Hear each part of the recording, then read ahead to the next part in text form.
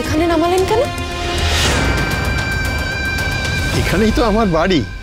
তোমাকে বললাম না তোমার সঙ্গে আমার কথা আছে, চলো বাড়িতে গিয়ে কথা বলবো।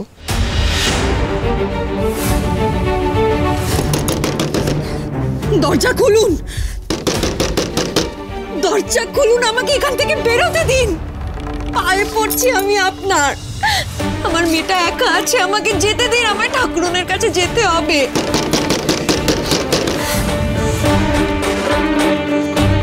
এই লোকটা যদি আমাকে সেইভাবে আটকে দেয়, একবার বেরিয়ে এসেছি, কিন্তু এরপর হয়তো আর বেরোতেই পারলাম না।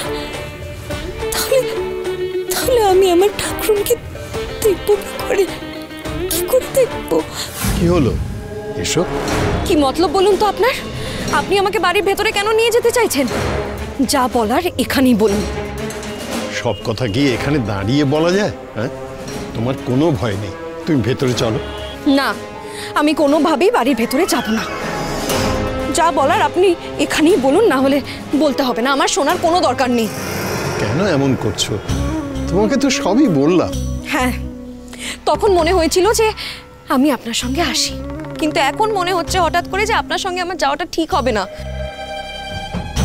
কেন জানি না, আমার মনে হচ্ছে আপনার উদ্দেশ্যটা ঠিক নয়।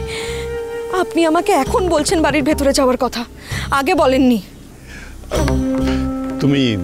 তুমি বোঝো আমার কথাটা।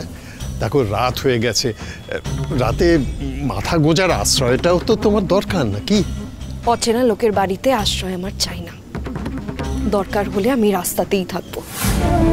ও, চিনিকে তো কিছুতেই বাড়িতে ঢোকাতে পারছি না, এদিকে এভাবে ছেড়েও তো দিতে পারি না ওকে। স্পষ্ট বুঝতে পারছি স্মৃতি হারিয়েছে মেয়েটা, মরেনি। আর আমি ছেড়ে চলে গেলে ও তো চলে যাবে, ওকে আবার খুঁজবো কোথায়? আচ্ছা, আমি যে তোমাকে চিনি এ তো তুমি বিশ্বাস করছো না, কিন্তু আমি যদি তোমাকে প্রমাণ দিতে পারি। কি প্রমাণ? যদি আমি তোমাকে তোমার কোনো ছবি দেখাতে পারি, তাহলে তুমি তো মানবে যে আমি তোমায় আগে থেকেই চিনি। আর তাহলে তখন তুমি নিশ্চয়ই বিশ্বাস করবে যে আমি তোমার অপরিচিত মানুষ নই। আমার ছবি আপনি কোথা থেকে পাবেন? কারণ আমি জানি তোমার ছবি কোথায় আছে। আমি তো তোমায় আগেই বললাম আমি তোমাকে চিনি। ঠিক আছে, আগে ছবি দেখান, তারপরে বিশ্বাস করবো আপনার কথা। দেখাচ্ছি, দাঁড়াও, একটু আমাকে সময় দাও। কি করতে চাইছে লোকটা? সত্যি কি আমাকে চেনে, নাকি কোনো ফাঁদ পাততে চলেছে? দেখি সত্যি ছবিটা দেখাতে পারে কিনা। চিনি নাম বললেন তো? হ্যাঁ, আপনি কে বলছেন? আপনি আমায় চিনবেন না, আমি তো হাসপাতালে এসেছিলাম। আমি ফোনটা কুড়িয়ে পেয়েছি, পড়ে গেছিল কোথায়।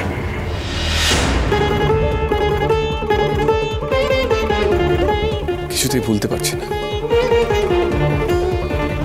দুটো মানুষের গলা একই রকম হতে পারে, কিন্তু তাই বলে এত বছর পর হুবহু একই রকম গলা শুনতে পাবো? আমি তো ভাবছি কেন? চিনি তো আমার জীবন ছাড়খাড় করে দিয়ে চলে গেছে। আমার ব্যাপারে ভুল ধারণা নিয়ে আমাদের সন্তানকে পৃথিবীর মুখ দেখতে দেয়। আজকে বেঁচে থাকলে ঠাকুরনের বয়সেই হতো। কেন?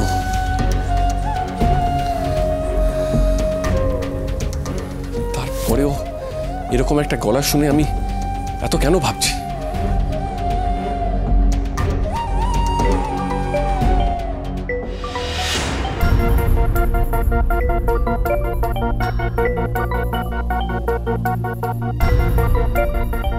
এত বছর পর আমাকে স্যার ফোন করলেন, তাও এত রাতে। শরীর খারাপ হলো না তো?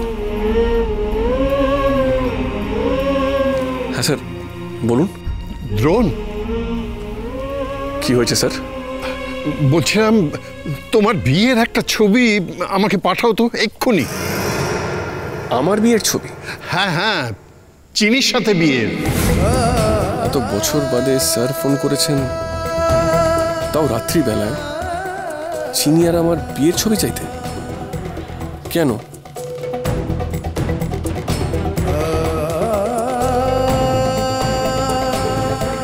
কি হয়েছে স্যার? এত রাতে হঠাৎ আমার কাছে আপনি চিনির বিয়ের ছবি চাইছেন কেন? না না, তেমন কিছু নয়। হঠাৎ করে না মেয়েটার জন্য বড্ড মন কেমন করছে। হ্যাঁ, তো অল্প বয়সে চলে গেল তো, আমারও বয়স হচ্ছে, মাঝে মাঝে মনে পড়ে মেয়েটার কথা, তাই ওর একটা ছবি নিজের কাছে রেখে দিতে চাই। আর তুমি তো জানো, একেবারে নিজের মেয়ের মতোই আমি ওকে দেখতাম, কত ভালোবাসতাম মেয়েটাকে। কাকে আবার ফোন করছে লোকটা? আর এত কি কথা বলছে? লোকটা অন্য লোকজনকে ডাকছে না তো? হয়তো বুঝতে পেরেছে আমাকে একা আটকাতে পারবে না, তাই হয়তো লোকজন ডাকছে। কি করব? পালাবো নাকি? চিনি মারা যাওয়ার পর স্যার আমার সঙ্গে কোনো যোগাযোগ রাখেননি। তখন বারবার আমাকে বলতেন যে মৃত মানুষের ওপর রাগ পুষে রেখো না, দ্রোণ, চিনির শ্রাদ্ধটা করো। আমি করিনি বলে সে আমার সঙ্গে যোগাযোগ বন্ধ করে দিয়েছিল। তারপর আজকে এই ফোন, চিনির ছবি চেয়ে, তাও আবার বিয়ের ছবি। দ্রোণ, শুনছো? স্যার, আপনি তো জানেন চিনির কোনো চিহ্নই আমি রাখতে চাই না, তাই চিনির সঙ্গে বিয়ের কোনো ছবি আমি রাখিনি। কেন মিথ্যে বলছো দ্রোণ? কাকে ঠকাচ্ছ তুমি? তুমি মুখে যাই বলো না কেন, আমি খুব ভালো করে জানি যে তুমি চিনিকে ভুলে যেতে পারো না। তোমাদের ছবি তোমার কাছে নেই, এটা কিছুতেই হতে পারে না। আমি জানি তোমার কাছে আছে, আমার ওকে দেখতে ইচ্ছে করছে, তাই। স্যার, আমি কথা দিতে পারছি না, যদি থেকে থাকে, যদি আমি খুঁজে পাই, পাঠাবো।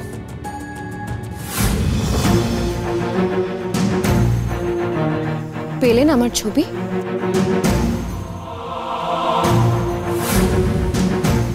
কি করি, চিনি তো আমাকে বিশ্বাসই করছে না, চিনতেও পারছে না।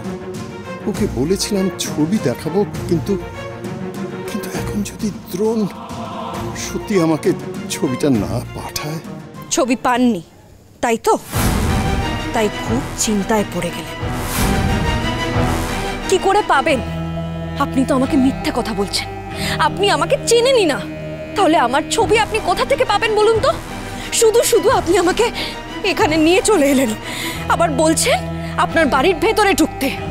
নিশ্চয়ই আপনার কোনো বদমতলব আছে। না, আমি এখানে আর এক মুহূর্ত থাকবো না, আমি এক্ষুনি চলে যাবো এখান থেকে।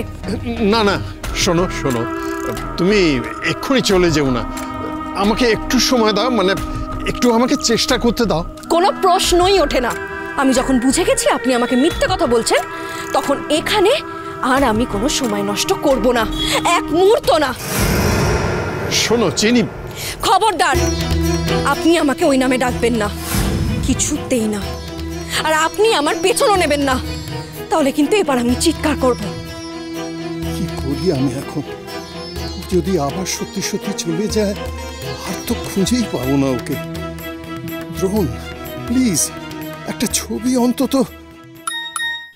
এসে গেছে ছবি, ছবি এসছে, ছবি এসছে।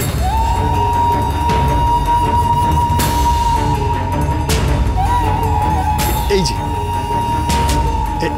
এই দেখো।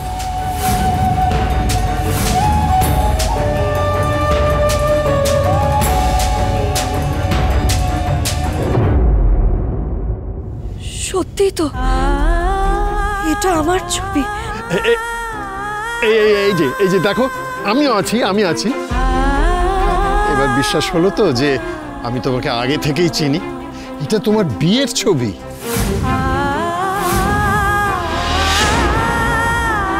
আমি বেশ বুঝতে পারছি তুমি তোমার অতীত ভুলে গেছো। তোমার অতীত আমি একমাত্র তোমাকে দিতে পারি। তুমি আমাকে বিশ্বাস করে একবারের জন্য বাড়িতে চলো। এসো এসো।